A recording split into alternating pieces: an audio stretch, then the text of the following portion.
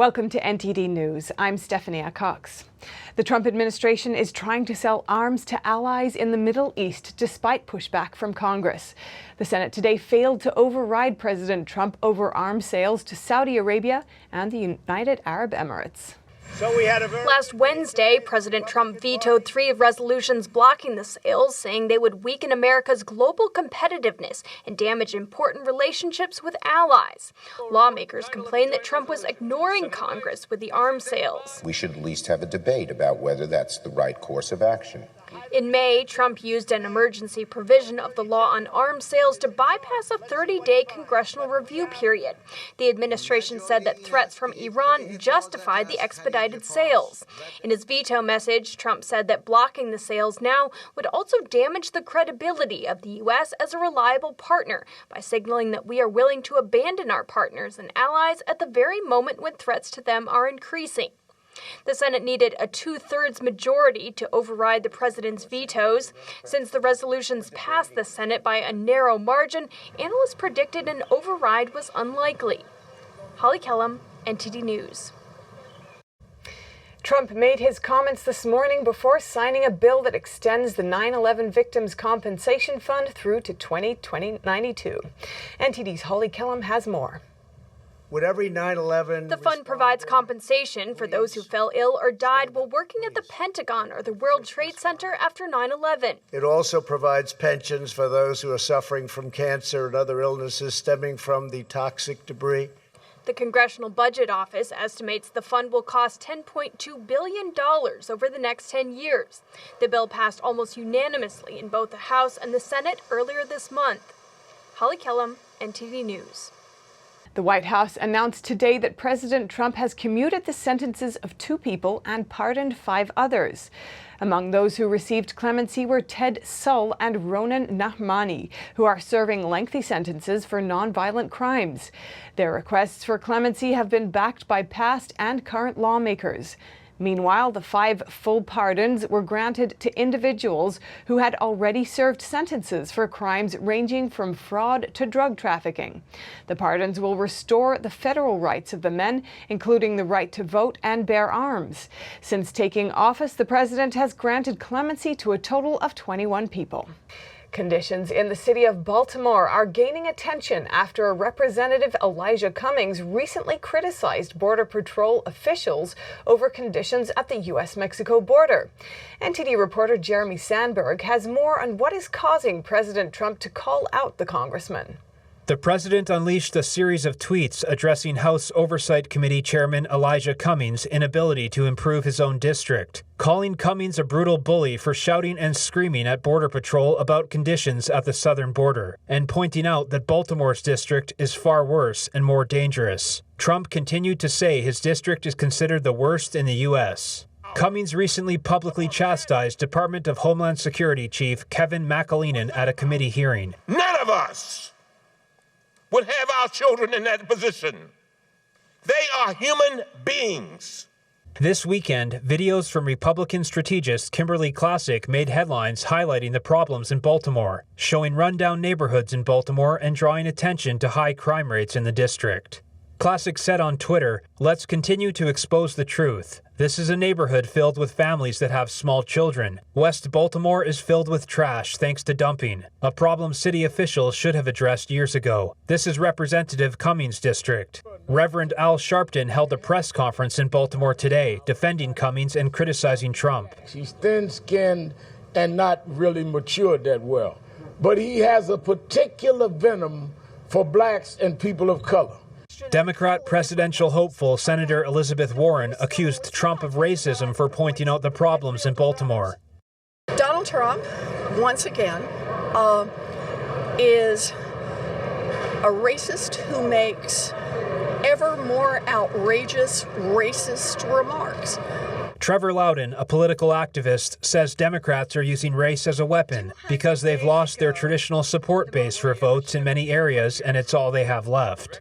There's nothing racist about it. To point out an area is economically depressed and poorly served in Congress, that's a criticism of the leadership, not the people. Loudon says the Democratic Party is now totally focused on race as a way of winning. It's basically what happens when socialists take over a city. They work with the local congressman. The place is flooded with welfare. The taxes are high. The crime is rampant. So businesses are scared away from the area. So you get a situation where government money is the main source of income. Businesses don't dare to go there or don't dare to employ many people. And you get a very heavily depressed area that then votes heavily Democrat. Loudon says to turn around the situation in Baltimore would take a whole new management system in the city because it's irredeemably corrupt. Jeremy Sandberg, NTD News. Attorney General William Barr today overruled an asylum decision that protected some illegal immigrants seeking asylum based on family ties.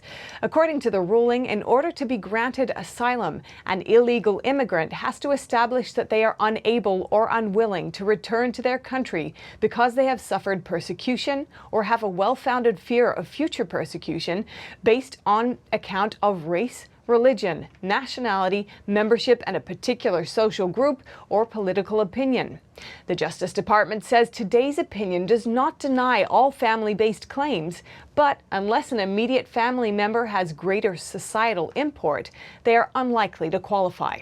President Trump is offering condolences today for those lost in a tragic shooting that killed 3 and injured a dozen more in Gilroy, California, Sunday evening.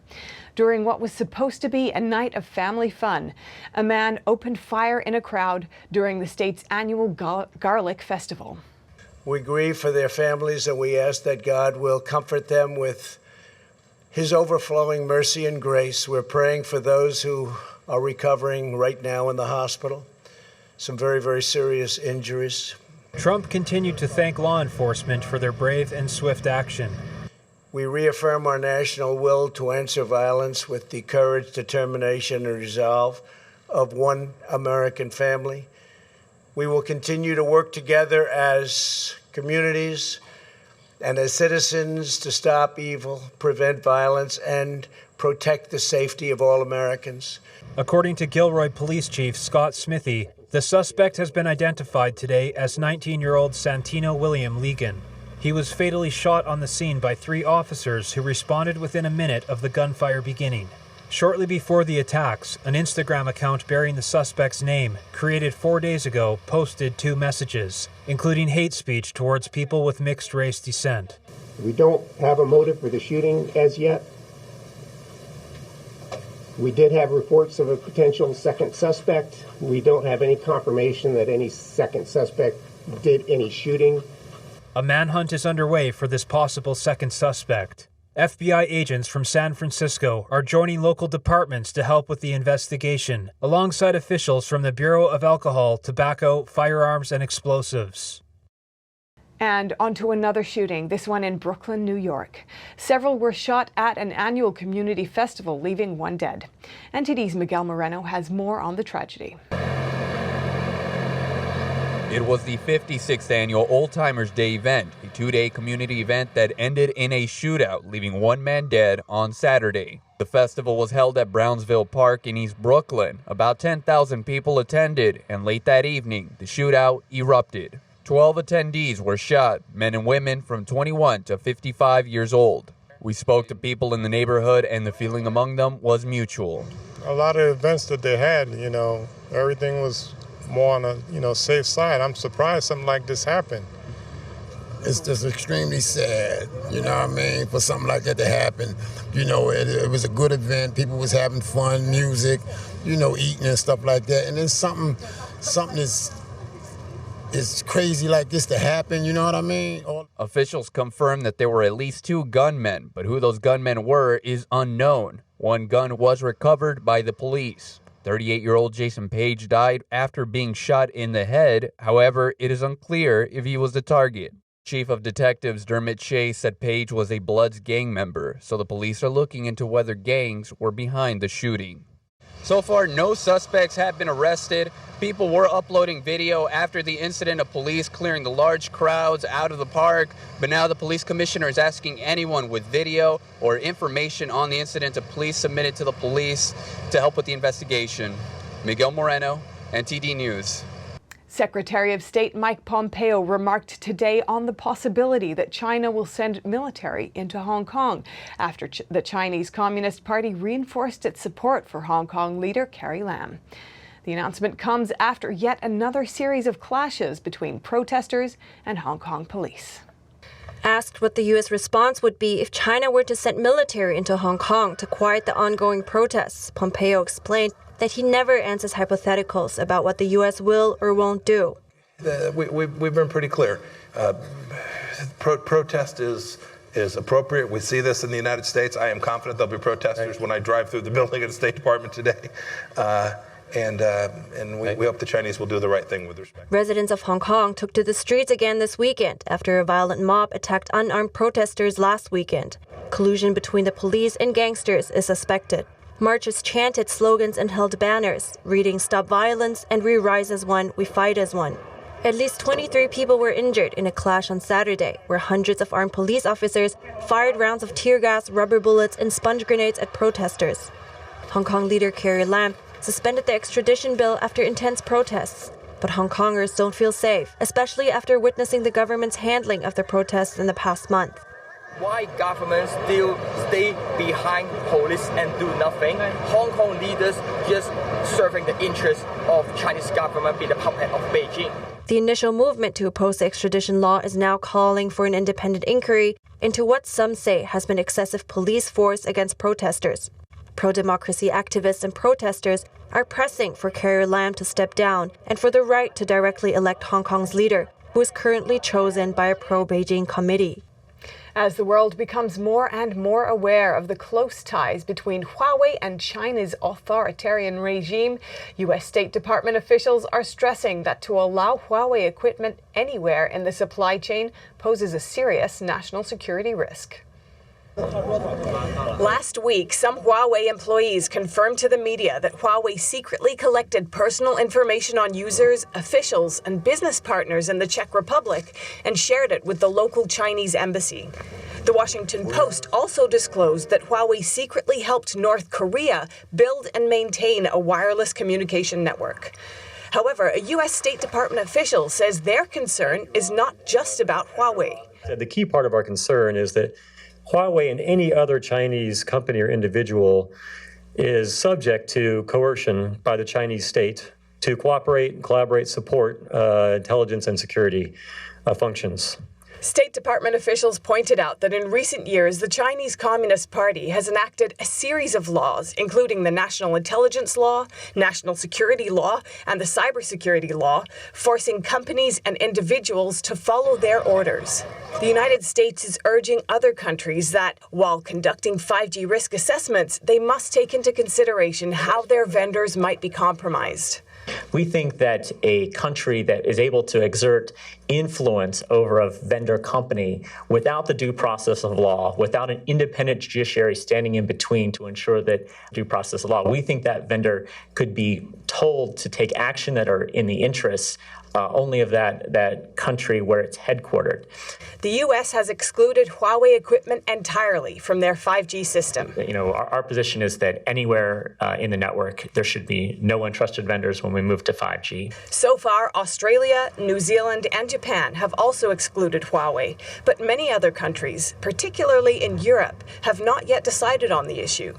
The State Department also highlights that the Chinese regime has provided massive subsidies to Huawei and ZTE, enabling them to dominate the 5G market by undercutting prices. And the help isn't just for commercial interests. It also has intelligence, security, and diplomacy benefits. I think the Trojan horse was offered for a pretty good price. It was free, I believe. It doesn't mean that you should take it and roll it inside of your citadel. Reporting by Kitty Wang, NTD News. Check out what TSA discovered inside a man's luggage in Baltimore today. It's a missile launcher. Yes, you heard right. The TSA says officers detected the missile launcher while screening checked luggage. They called airport police who tracked down the passenger. The Texas man said he was a serviceman traveling home from Kuwait and apparently wanted to keep it as a souvenir. But military weapons are not allowed in checked or carry-on bags. Officials confiscated the launcher and gave it to the state fire marshal for disposal.